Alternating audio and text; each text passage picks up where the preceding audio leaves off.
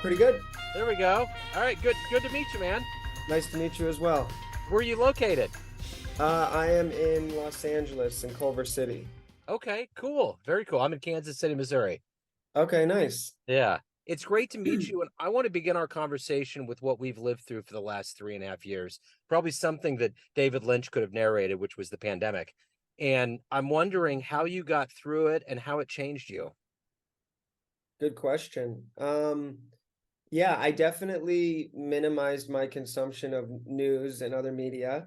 I think there was a lot of misinformation. There was a lot of, sensationalism. There was a lot of fear being perpetuated that I don't think was very, productive. So I kind of tapped out from a lot of that. I tried to really be guided by the science and not the extra narratives around it. And I used what I felt was common sense, though I'm increasingly realizing common sense just really isn't all that common. But in the sense of being safe and responsible, but not also just living in sheer terror all the time, and I tried to really take good care of myself, eating healthy, exercising, getting time outdoors in the sun, being social as I was able to in safe ways with the kind of small circle of my kind of COVID crew, as so many of us kind of developed, the people we trusted and felt that we're also being responsible, who we could see in certain contexts. So, those are some of the things that I did to get through it. It was definitely very, very difficult, as it was, I think for everyone. And LA was one of the strictest cities in the country around the mask mandates, around the shuttering of businesses and kind of requirements around it all. So that was tough. I did keep Ketamine Clinics Los Angeles open the entire time. That was a tough choice. Our clinic remained open and served patients throughout the entire pandemic, which was very stressful to modify so many things that we did to be compliant and safe, making sure the team felt taken care of and safe, and also that our patients did, was a lot of work. But we do really important, critical, and essential work in treating depression and suicide, and felt that it was really important that patients still be able to get that care. So So the one thing too about this time is that there was a real focus within, and mental health, a spotlight was finally shown on it. It wasn't some trivial thing where people were like, "Oh, you just don't feel good, get over it." There was more of this, it's a real thing that's happening with everybody and it's spread. So you probably, is there a part of you that, I don't know if relief is the word, but I need to find the right word, that some level of you that's cognizant that it's become more common and not something that's kind of hidden. People are actively seeking to get their mental health into a better place. Are you yeah, noticing that? yeah, absolutely. And I've said many times, I think that's kind of the silver lining that came out of the pandemic, is more open and honest conversations around mental health, more awareness. I mean, we all really suffered some form of collective PTSD, really.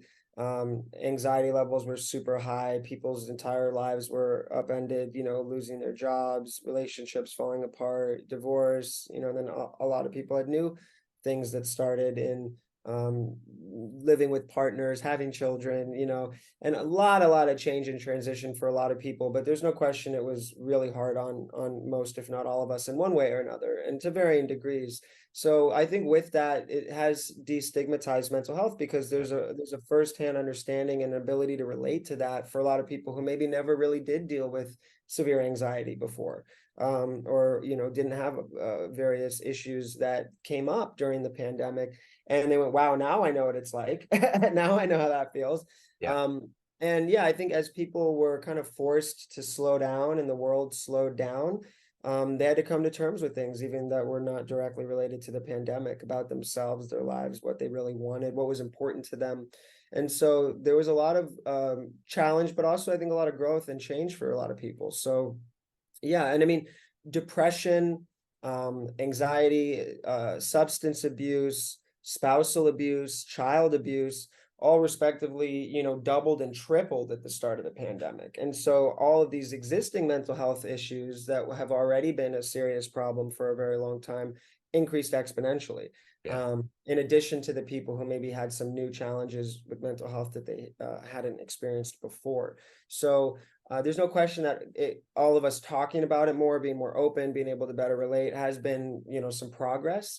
And unfortunately, there's still just a tremendous need that far exceeds the demand for high quality and effective care. So that's what we're really focused on and committed to, is continuing to deliver, world-class service and taking care of people and being able to take care of more people and increase access.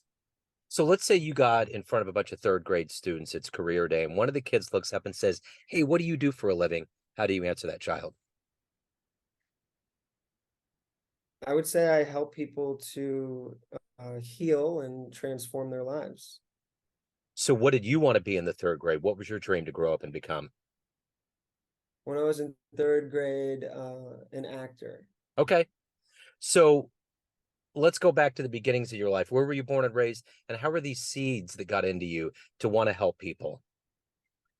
Yeah, I was born in Lodi, which is a small town in Northern California. I lived there for the first few years of my life, and then I lived on a sailboat for 4 years, and I Oh, actually cool. sailed around the world with my parents and my two sisters in the Caribbean, the Bahamas, the British Virgin Islands on a 71-foot yacht. And I think that those formative years growing up with life being just a wild and free adventure really shaped who I am today, and my kind of out of the box thinking and my um, adventurous spirit, and the experiences that I had really shaped me in a big way. So as far as acting goes, I mean, I pursued acting professionally from the age of 9 until just a couple of years ago. I did a variety of things. I've over 40 credits in TV, film, commercial, theater, voiceover. I mean, all kinds of different stuff. And I'm still really passionate about it. I put it on pause to really focus on the clinic. And I say pause because there's definitely a chance that I might return to it. I still love to entertain and perform. I still rap and freestyle, and I'm a very creative person. Um, as far as like where my desire to help came from, I don't know. I think just it's in my culture where I come from. It's in the values to repair the world, to make the world a better place, to make a meaningful difference. These are things that just were really deeply embedded in me as important in terms of our purpose in being here as people. Um, and that's one of the things that drew me to acting, was the opportunity to impact hearts and minds through storytelling, to provide relief through comedy, and also to be able to have a platform where if I became known enough that I could speak about issues that were going on in the world from a compassionate standpoint, from a logical standpoint, and maybe get some change to happen, some positive change. That is something that excited me about being an actor, in addition to the art of acting in and of itself. Yeah. So yeah. So who's been a hero for you in your life? Well, in the acting front was Jim Carrey, Robin Williams. I mean, these guys I just thought were so insanely talented, hilarious, just really smart. And those guys definitely really, really inspired me when I was young, big time. So, Um, oh no, go ahead. No, you're good. no, after you. No. I got excited. I was leapfrogging to the next question. So yeah, I wanted to know Go what ahead, your. go ahead. Let's go. Let's I go. was just gonna say, out of all of the people that are out there right now, that are whether they're actors or whatnot, who would be a dream person for you to meet and talk to, be around for a little bit? Boy, that's a tough question. Wow. Eminem. Okay, yeah, that'd be cool. Eminem. So, what was the first movie you saw that made you think, man, I want to swallow up as many movies as I can, or I want to become an actor one day? The Mask with Jim Carrey. Okay, okay. Yeah, I saw that and I was like, this guy is just so wild and crazy, insane. I mean, he's literally a cartoon character in parts of it, and just the way that he was, I was like, I want to do that. I want to be that. That's just too much fun. So when I'm a child of the '80s, but I remember watching Arsenio Hall, Yeah, and one time he got a he, Jim Carrey went up into the crowd and he said, "Do you guys want to see an impression of a bulldog?" And he drank that water down and went, "Arr!" And the water splayed all over everybody. And it was so the timing and the absurdity of it. I was like, "Who the hell is this dude?" And it was yeah, like everything that came out of him was just much more amplified than I think anybody's ever seen. Yeah. I mean, just truly a one of a kind human. Yeah, I would love to meet Jim Carrey too. I mean, he is definitely one of my heroes from when I was young, and I still have tremendous respect for him and who he is. And he's gone through quite a transformation over the last 5 years or so, and he's really a pretty deep thinker. I mean, he's pretty far Yeah. out there, but he's wicked smart. And it's been really interesting and cool to kind of see his evolution since I've been, watching him since I was young and the kind of guy he is today. He's still a genius, I think. So, yeah. Yeah, he did go through a transformation, and I'm wondering when he got with McCarthy if maybe being around her autistic son kind of showed some things and kind of gave him some level of I don't know, something on his compass needle because things change. And I love that he's a painter. He's very talented. He uses the paintings as kind of a social political commentary. So he's not just some talking puppet up there saying stuff. He's actually doing it and creates this conversation because he's really not saying anything other than putting a bunch of colors and forms out there. And then he just lets it kind of run, which is the reason why he's brilliant. I mean, he just knows how to engage and he's doing it creatively in a great way. It's cool. So 100%. he's a Yeah. cool cat. Um, so, you know, with someone like Jim Carrey and all these other names that we've talked about, there's obviously a high level of motivation that goes into being who they are. What is that for you? What gets you out of bed? What gets you to want to accomplish things and to be who you are and to help people? Yeah, I feel we live in a really kind of crooked world. And look, it's beautiful and wonderful and magnificent. It's also full of a lot of trauma and loss and suffering and needless suffering. And people prioritizing money and objects over people in life, over health, over the wellness of the planet. I think we live in a time where there's more of a collective um, shift in consciousness happening, and people are starting to wake up to this a little bit. But we have a long way to go, and I'm motivated to make meaningful change. I think I just love the potential that I see. I think that we have great potential with communication being so global now, and travel, transportation, with technology. I mean, we have all the things. We just have to shift our mindset and our priorities a little bit, and life, I think, could be much better for everyone on the planet. Yeah. So there's just a huge need. I mean, I work in mental health because I have friends and family who struggle. I've had my own challenges. I've lost a lot of people to suicide, both friends and family. So there's just so much suffering. There's such a great need. And what we do at my clinic, mostly specializing in IV infusions of ketamine, they work so well, so quickly, so safely. And there's no one really championing that cause because ketamine is a cheap generic drug. It's been around since the 60s. It was FDA approved in 1970 as an anesthetic, and its use as a mood disorder treatment is newer, and the patent is up. So no one's promoting ketamine. They're promoting their high margin name brand drugs. So the big pharma and doctors are recommending things that are less than half as effective with more side effects, because that's where the money is. And I'm focused on what is going to promote the most healing, and Yeah. because it's personal work. So I'm motivated by this lack of justice.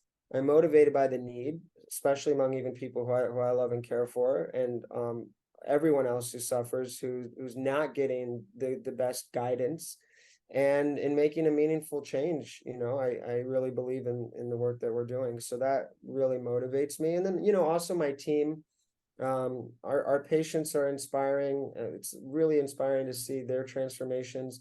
My team is fantastic. They work really hard. I care about them and ensuring that they continue to thrive. So I have 17 employees, and I uh I feel the need to continue to rise for all of them. So what's been one of your best success stories of helping somebody? I mean, obviously, they probably need to stay anonymous, but just kind of loosely, what's one of your favorite ones that puts a smile on your face? One of our first patients in 2014, we've been doing this work for a decade. She saved up money for her own funeral so that when she committed suicide, she wouldn't burden her family any further with the expenses. then learned of us and decided to use some of the money she had saved to try this treatment because it's an out-of-pocket cost, and had an amazing result, and used the difference in what she saved and spent to take a European vacation with her sons. Cool. And that was pretty inspiring to have literally the time, energy, and money that was reserved, kind of earmarked for death, to give her kind of another chance at life. That was really, really cool. That is. There's been so many stories I can't even tell you that are so inspiring, for so many patients. I mean, we've provided more than 25,000 infusions. We've taken care of more than 6,000 patients, and we have an 83% success rate. So the vast majority of them have really amazing stories of healing and transformation. We had another older gentleman who was in his 60s, anorexic, had been all of the best eating disorder treatment centers around, was literally dying. And he came in during the pandemic, and I actually kind of referenced him at one point in a team meeting as an example, before he had started his treatment, of why we were staying open. And that, yes, we recognize there were some risks to that, but that people like him couldn't wait because he might not be around after the pandemic. And we took care of him, and he had an amazing result. He started eating again, enjoying food, gained healthy weight, was taking his wife out to dinner, and was happy. And, a guy who was starving himself to death, who had tried everything and was really unhealthy, getting back his healthier weight, strength, and being happy again, was also just very, very cool. And it also kind of, I'm not that surprised because most people benefit, but he had such a great benefit, and his wife became such a champion of this treatment and so enthusiastic about it. It was kind of cool that even before he started, I was like, I had kind of referenced him as an example. And it was really, really satisfying that he ended up thriving so much. Yeah.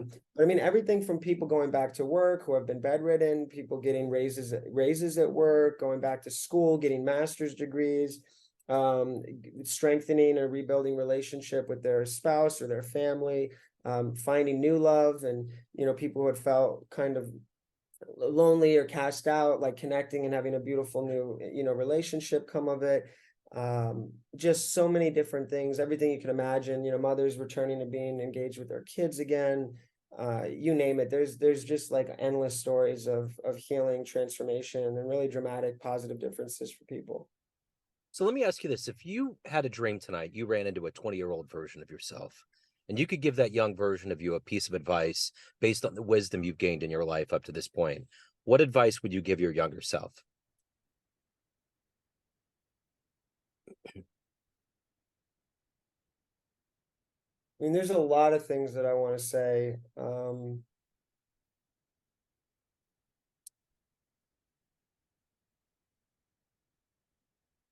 I think, in business, I would say hire good help sooner, and get some funding. We put everything on credit cards in the beginning, really bootstrapped, never took any investment, never even took out a loan or a line of credit until way, way, way later. So we really struggled for a while, really just keeping it so super lean. I think there was a lot that we gained from that and a lot that we learned, and it was actually, there were benefits too, but and I also did everything really by myself, and for too long. I think bringing in good people to help would have really been good. And I didn't feel like I had the money to do it, but again, could have figured something out, so I would say that business wise. Life wise, otherwise, I mean, I would say read more books, go to more workshops and seminars, go to retreats, really just focus on enriching your mind, body, and spirit, in your heart, and focus more on transforming yourself in that way. And I grew up with the mindset of that, and I really value that.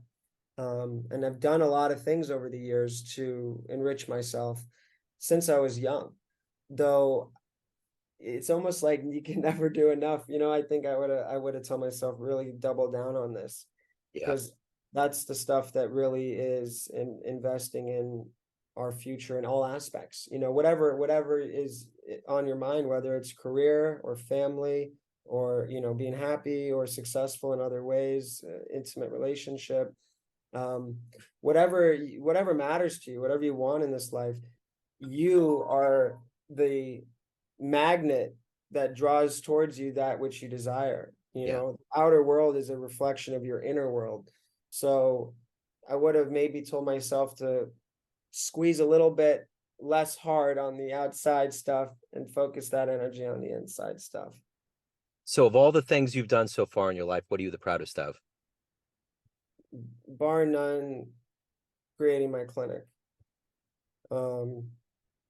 It's been quite a journey, yeah. And it was, probably the hardest thing I've ever done, and also the most gratifying.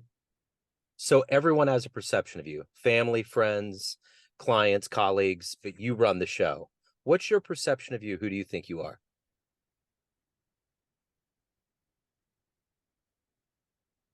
I think of myself as very, very driven, ambitious, meticulous, compassionate, fun loving, creative, and totally dedicated and with a strong sense of justice.